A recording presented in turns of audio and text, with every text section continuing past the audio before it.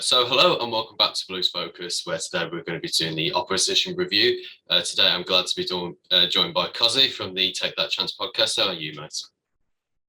Yeah, good, Tommy. Yeah, still getting used to the season starting, to be honest. It's been a whirlwind for us. Finished at Wembley. It's been a quick turnaround. And yeah, we were weird last week. I don't know how you felt being in the ground in July, but a good old World Cup, World Cup. It would have been nice to have had the World Cup, but of course FIFA decided to have it in the winter in Dubai, not Dubai, Qatar. But today we're going to be talking about our upcoming fixture tomorrow, Friday night. What we can expect from the Terriers and how Cozzy thinks the Huddersfield are going to get on this season, which is kind of my first question actually. Your first game of the season, which we briefly touched on there, was Burnley. It was a 1-0 defeat. But how did you feel like you got on in that game? Yeah, we were very poor, to be honest. It's been a very turbulent off-season from the moment John Moss didn't give us that penalty and the VAR didn't give us the other one. So losing as manager, and then later on losing our manager kind of 3 weeks before the season, and then losing his two best players in the week leading up to games. So it's been a far from ideal start to the season. Obviously, a rookie coach coming in, just kind of Danny Schofield promoted from within. The chairman says that was always going to be the plan once Carlos moved on, but I don't think anyone expected it to be so quick. So, yeah, it looked like it was, to be honest, Tommy, a rush pre-season, not a lot happening, players kind of not connecting with each other. Obviously, we've got quite a lot of new players last season who Carlos Corberán didn't kind of see fit to be in the first team, was starting last week. And I suppose you've got to look at who we were playing as well. Obviously, Vincent Kompany, the Burnley Revolution, starting their full of energy, full of optimism, some really good signings. Josh Cullen were brilliant on the night. And yeah, we were a poor second. I mean, I know the scoreline only said 1-0, but to be honest with you, it flattered us. And disappointingly, we didn't really land a blow in the game. We didn't even get stuck in. We didn't have a shot on target. We were at home, first game, big crowd in there. And yeah, so disappointing. But football works is very black and white. So already after 90 minutes, the pressure's on. But so it's going to be an interesting game tomorrow night. And yeah, it's I remember I came to the game at St Andrews in, I think, late Feb, wasn't it? And you were in a bit of a state at that time, to be honest with you, but we were rolling and we beat you so comfortable. You were very poor and very poor, honestly, but it's a totally different team, totally different coach. Obviously, you've got a kind of new owner now, new manager. Used to this, obviously Boyer's gone, so it's two teams really that are pretty unrecognisable from when we played only a few months back. Yeah, it's very true. I mean, like, our new ownership is like a complete merry-go-round with all sorts of stuff going on about it. But we won't get into that because that is just like an hour and a half of stuff. Never-ending story, that one is, honestly. It just doesn't stop. But speaking of which, you've had a transfer window in which you've had your left-back and your best central midfielder go. I mean, like, you've got a fair bit of profit from them, in fairness. You did get 10 million for the both, not for the both of them, in the total for both of them. With that money coming in, like, do you see anybody being replaced with it, or is it just like a bit of is it disappointing to see them go both to Forest? Yeah, it's almost like a double kick in the you-know-what's, really. Not only did they obviously beat us in the playoffs, they took, and you could argue Olympiacos, obviously owned by the Forest owners, took our manager as well. So it's like kind of treble kicking, really. But obviously Premier League's big beast in it, and you can't blame the guys, for going, really, and that as well. And yeah, we've got replacements, but I think the thing is, Tommy, where we've not really replaced the full-backs, midfield. We had a guy come in called David Kazuma, played at MK Dons. He's already out for a month. Can believe he only played 40 minutes, came on as a sub. He's done his hamstring. So that's a big blow for us. Matty Pearson, who were a rock at kind of the back last season, he's out for 6 months, maybe the season, if you're led to believe. Broke his foot. Yeah, and obviously we kind of signed a guy called Jack Radoni, highly rated AFC Wimbledon midfielder. But again, these guys have never played championship football, so it's a big ask. And what Danny Schofield did last week, he kind of went with a tried and tested the players who, to be fair, Carlos didn't use quite a few of them, but he, and it backfired, really. It looked a team, that didn't know each other, players that were a bit out of their depth. But the trouble is, Tommy, it's one game.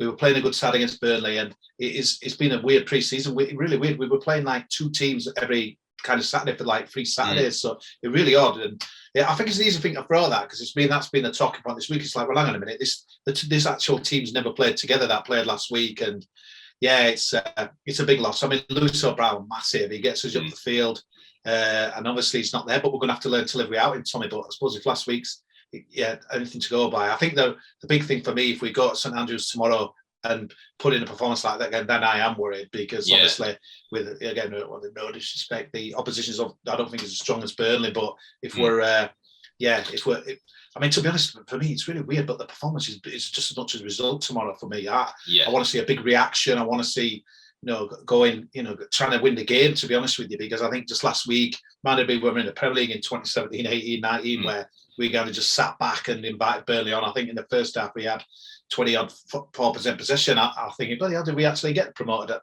in the end? And this is a Premier League game because, it was crazy. But, I want to see a bit more go forward tomorrow. But I won't lie, I think any town fan who were there last week, we can say it's the first game. And I think everyone's in football now, everything's black and white and no one gets any time. Yeah. But, I want to see a lot more tomorrow night, that's for sure. Absolutely. Is that the sort of mentality that you're going into the game with? Like, we've just finished in the playoffs. Where did you finish last season? Third, was it? We finished third, 83 4 points, I think it was. And that's incredible season. Beyond his wildest dreams, just as we kind of bet you, I think in Feb we went on this ridiculous run. I think we won 7 out of his last 8 and only drew the last one. So we were never going to challenge Bournemouth, to be fair. They were away and gone with Fulham. But it's... But mate, you've lost the man who kind of spearheaded the coach, the guy who kind of got it all together, and obviously you made left back. You go forward. I think that's what worries me a little bit, Tommy. Kind of the fullbacks. I just think in modern day football, your fullbacks are huge. Pretty much, you've got to ask them to do both jobs. And we've got a guy called Josh Ruffles. To be honest, he didn't see much of first team action. He was always, behind. The fullbacks last season and came on and he had a tough night against Burnley. But what do they say? We go again. It's going to be a fascinating game. I'm really interested. I mean, it's first week in August, but again, I'm looking for a reaction. Obviously, you've got a good draw last week, so you'll be coming into it with quite a little bit of confidence. First home game. Are all your stands back open yet, Tommy? Or is that still No, they're still down. Yeah, they're still down. You're going to have to endure a half-empty stadium of atmosphere. Well, we've got it. It's for us. It's going to be interesting, but I want to see just a good. Honestly, I'll take a 1-1 now, Tommy, with a really good performance and something to build on because there was nothing to build on last week. Is it surprising to see a team that finished in the playoffs start the season so poorly? I don't think so because of the mitigating circumstances. It was short pre-season. We lost the manager. We didn't lose him straight away. It wouldn't be so bad if he kind of walked after the final. But it went on for 2-3 weeks. There seemed to be a breakdown in with the powers that be. At Huddersfield, the transfers. I think a couple of deals he had lined up, Carlos, and they wouldn't push them through. And obviously that would annoy me, Brian and Toffolo, because you're thinking get them out there. But to be fair, they didn't play any of his pre-season games. So and the opposition. So. Ideally, you'd like to come in there and come in. But I think there's a lot of teams who've had short pre-seasons and strange pre-seasons. I think a lot of teams, I know the Premier League, a few have gone on tour, but I don't think many in ours have. I've noticed they're playing like local games. It's been a bit strange. But again, we've got a new coach with his, supposedly new ideas. We didn't kind of see much of that last week. But obviously, it'd be interesting tomorrow night how he sets it up. And you've got a guy like Josh Karoma, who in the COVID season, he was brilliant. Honestly, we were... This guy were elected one of the best players in the Championship. I were thinking we'd take some offers. Last season, Tommy, he never got a kick pretty much from about Christmas onwards. He didn't even make the squad for League Wembley. Wow. And he played last week. He was subbed off after 60 minutes. He was really poor. So I think there'll be a few changes from the team last week. That takes his place at St Andrews tomorrow. But again, our old friend, Mr. Bakune, he played up front last week? I saw some weird formations. Mate. The thing is, mate, as you know, he can do anything, man. He might get sent off for 2-foot tackle. He might score a 30-yarder free kick and stuff as well. So, but we'll have to be on his guard against him. But interesting times like this. It's never dull, but it's just a bit frustrating for us from a fan base. You always know in the Championship, if you lose the playoff final, you always know your best players are vulnerable and things. So it's And to be honest, so maybe his business, might not be done, but it's. It's got to find solutions down in Schofield, or otherwise he'll be under pressure early on. And it's crazy to say that, and after 1 match, bloody hell. I mean, like with the fixtures that you've got coming up, I don't know whether I'm testing your knowledge a bit here of the opening first 5 games or anything, but with the first at least 3 games, so you've already lost the Burnley game, you've got us tomorrow night, and I don't know who you might have afterwards, but would you be expecting at least 6 points from these next 2 games, or will you be happy with 4 or anything? Is there like anything? Yeah. Honestly, like I kind of said, I mean, I hope we go to win. I think to me the intent is as much as what we get. Tomorrow, obviously, we don't want to lose, but I want to see us attacking. I want to see us going. I want to see something a little bit different. And it seems crazy when you've just come off a season of 83 points and pretty much nearly promotion. If the officials had done a job at Wembley and what have you. But it's like some of the football were pretty much kind of sitting there and kind of nick a goal and stuff. You saw, I don't know if you watched the player fan, but that were us all over. We were like an hour. We kind of just sat there, game of chess, can we get a nick a goal and stuff? And I want to see a little bit more than that, to be honest with you, and as well. But it's, I think you'll be looking at it though, thinking we've got a chance, building on last week's good point and home game. It's like the first home game. Hopefully everyone should be up for it. I know you've had a bit of turbulent summer, as always seems to be at Birmingham with manager changes, off the field boardroom changes and stuff. So when I went down last year, I felt 100% the fans were out of love with not just the team but the club. I felt they were real. It didn't feel a good place to be, really. No, it's a toxic place to be at the moment because there's no trust with anybody. It's always very on and off, and I don't know. There's no clarity with anything, and I suppose with a team that obviously you being a Huddersfield fan, it's harsh for you to see it even more because obviously you've just come that close from being promoted back to the Premier League to losing your manager after you've done such a great job for you last season. It's what happens to football fans, unfortunately, and it's what turns football fans away from the team that they were so invested in. So, I mean, like with that Burnley game, was that the sort of feeling you got from it? Like the club was sort of slipping back into being a championship club again, almost?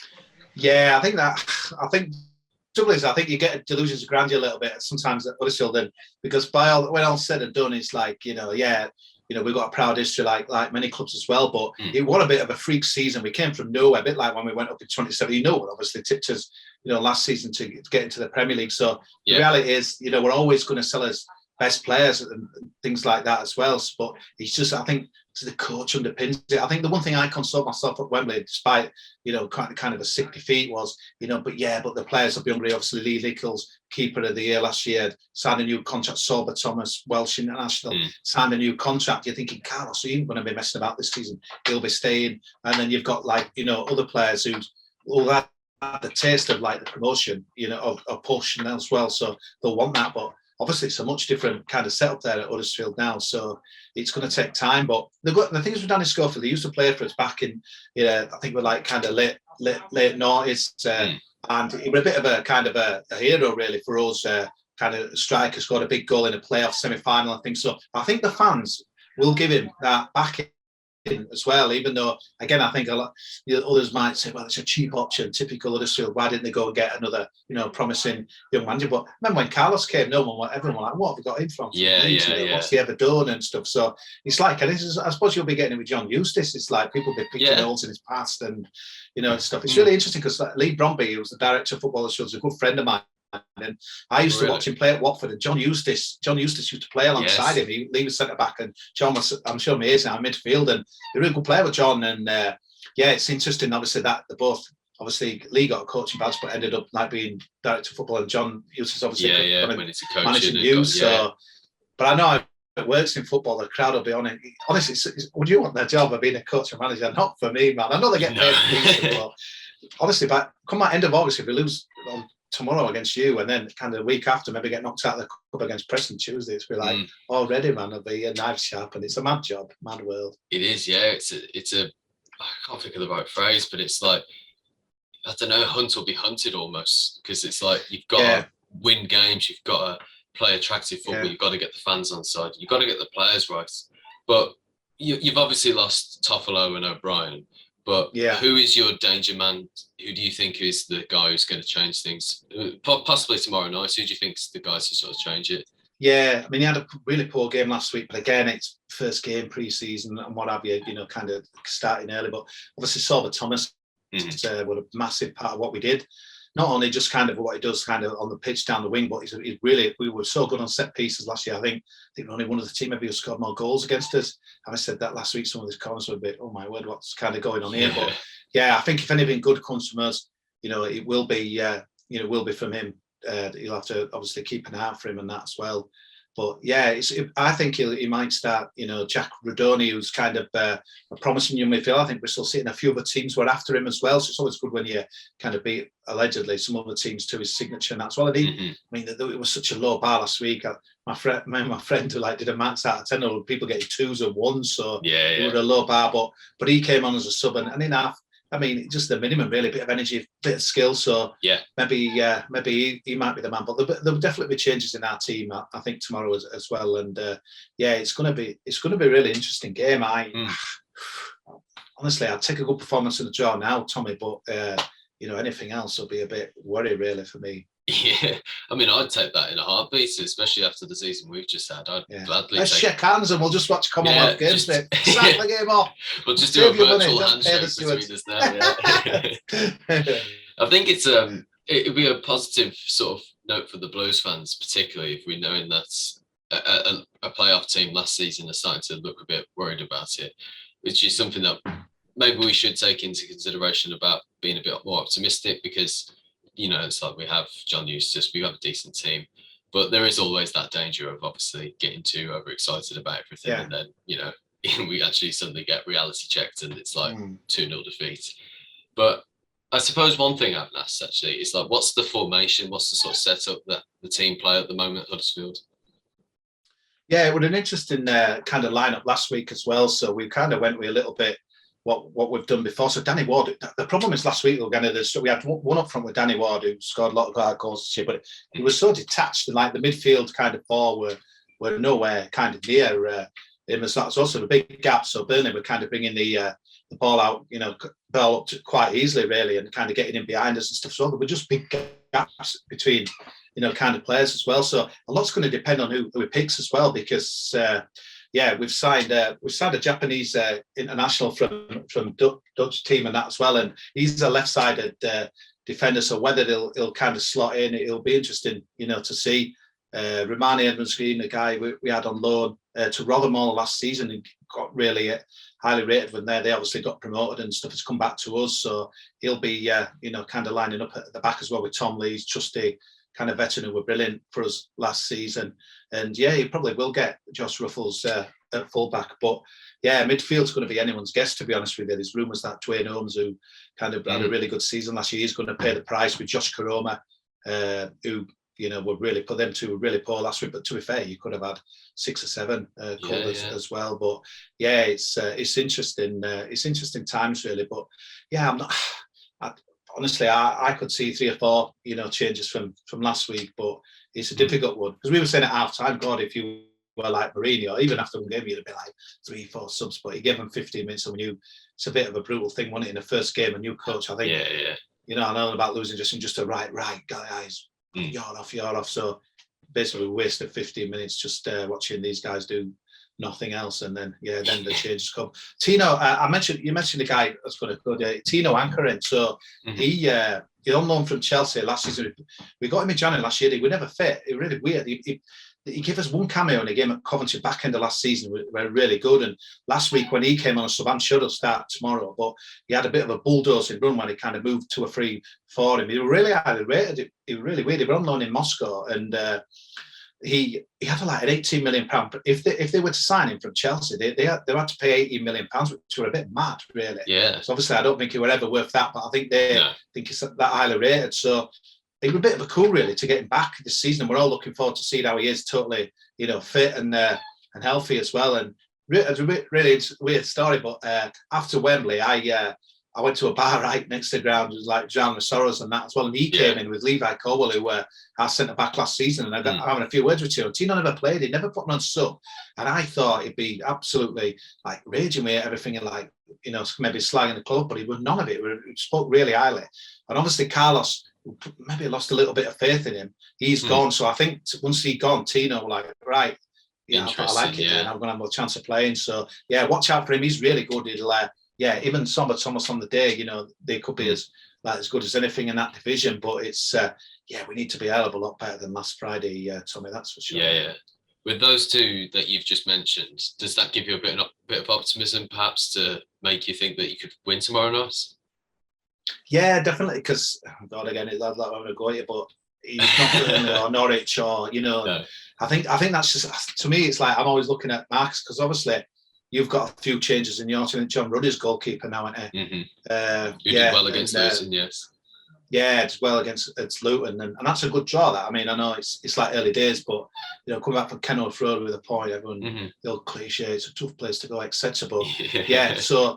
But again, I just can't get out of my head. Yeah, I know we were flying last year, and you weren't flying, and what have you. But I'm just thinking we were so much better than you then. It's like, and obviously we've got in now, and a new coach. I think we can't expect that kind of performance, and I expect you to be a lot better than that Saturday afternoon. So it'll be so interesting. Much changed teams, two different coaches, trying to put the stamp on their new clubs. It's I think it'll be an interesting evening there.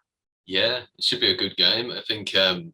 I think both of us, as it might seem, that we both might take a point early on here, because we've already agreed it, Tommy. Yeah, it's been cancelled. Save everyone's petrol. It's too expensive anyway. So let's watch just on the telly. that. Watch on the telly. Instead, it's on iPhone now. You can buy it, can't you? Oh yeah. For these weird games, but honestly, it's really weird. Tommy, we've got this first game on Friday, then we're playing you Friday. They've just moved a game against Blackpool to a Sunday because some rugby's on a Saturday. I think Saturday afternoon football. We had loads moved end of last season. It's a bit alien to us. So it was frustrating with that, wasn't it? That game getting moved. It's ridiculous for that, wasn't it? From our point of view, I know guys who booked trains for Saturday and stuff, and God, as if your club didn't know that Commonwealth Games on that. That's just, I think you're on about their poor management for the club. I couldn't believe it. We've been doing it 4 weeks before it. Yeah, we've been doing it all season. We played Plymouth in the FA Cup last season, and it was an evening game. And I can't remember exactly what the announcement was over the tannoy, but it was something over like the trains back from Birmingham New Streets. If you want to get back, if you're taking the train to the Plymouth fans, you need to go now. And the game was still going on. It's like, I mean, come on, like who sorted that out? Plymouth, they're like from right down the other end of the country. They come up to Birmingham on a Tuesday, Wednesday night, whenever it was. Yeah, it's just poor management from all sides, I suppose. It's like, if you've got away fans who have specific booking needs, like arrange it for them, make a good match day experience, but good match day experiences are something that this club has lacked for a long time. It just seems mad. I mean, the club will probably blame the police, etc. But they come on games. Everyone knows when they've been on, and God, if they've had a problem, it's just again the fans just get the poor end of the stick, don't they? But like we always do. It's just always what it is, the case. Yeah, poor man. Well, I will just quickly ask for your final prediction, because although we have already touched on this, but I'd like a firm score prediction from you. And Janino Bakuna, Lucas Djukovic sent off, and Huddersfield to win 5-0. That'll do. But no, I'm going to go 1-1 there, Tommy. I think we might take the lead. I think you might come back, and to be honest, like I keep mentioning, if our performance is anything but and something to build, and I think we'd take that. But I'm interested in your mindset. Obviously, you mentioned there you'd take a draw, but I think building on last week, and manager to watch our video back, he'd be like licking his lips on what we're going on last week, because we should have been out 3 or 4 down to be half time. But I think it's just a different game.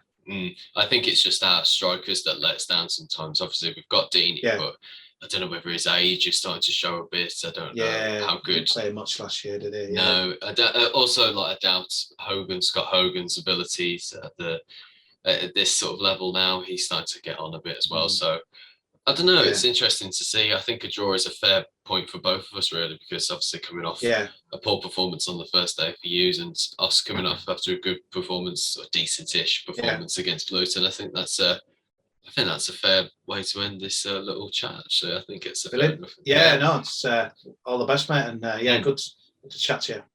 Wicked, yeah. Well, I will just quickly sign off before we finish this episode here. If you want to have a look at the podcast that because he does, I'll be sure to put them all in the description down below. If you're listening to this on a audio platform, then I'm not too sure. I don't do very well other than YouTube, I can't be honest. But But thank you very much, Carty, for coming on and talking to us. Cheers, Tommy. This has been very cool. Look after yourself, mate. You too, mate. And we'll see you later. Keep right on.